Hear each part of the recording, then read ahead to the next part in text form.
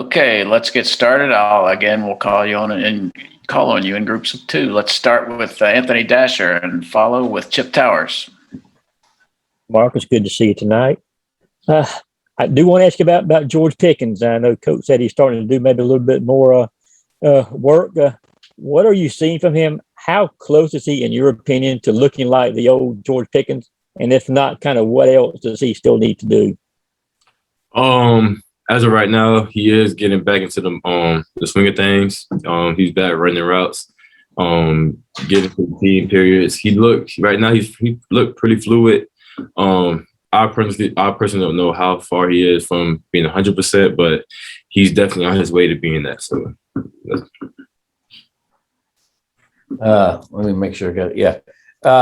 Ever since you went down against Florida last year, it seems like you've been having to overcome one injury or another, or certainly that ankle, I guess, has continued to bug you a little bit. Can you just talk about, how are you holding up? The season's a long grind. How are you feeling at this point? And do you think you'll ever get back to feeling 100% again?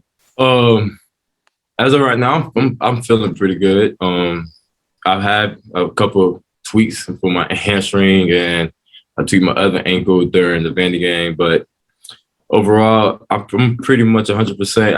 I just got to get back into it. I feel like the off season gave me a chance to really work and get back to my usual self. So it's not the same ankle that has been bugging you this year?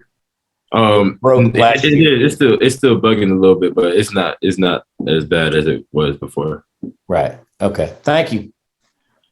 Let's go to Palmer Tomes, followed by Connor Riley.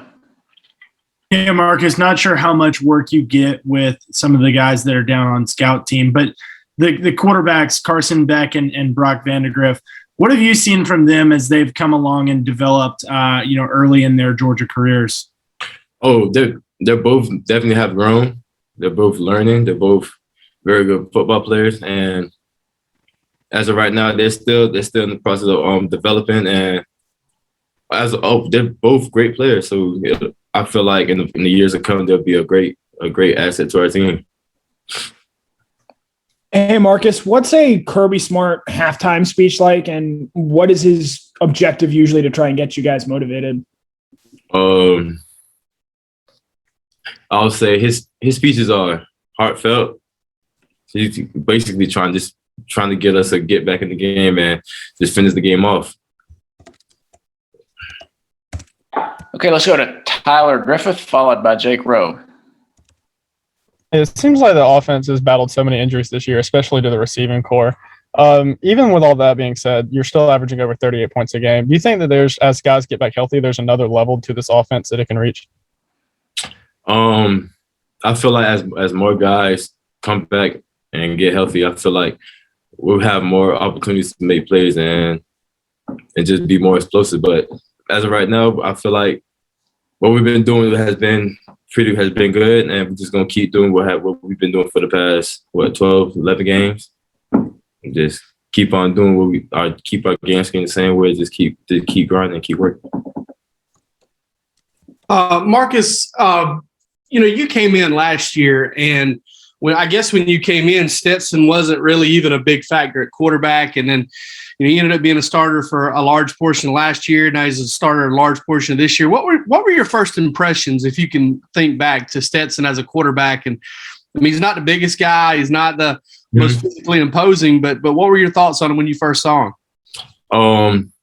Obviously, you're right. He's not the most biggest guy, but he's definitely the most.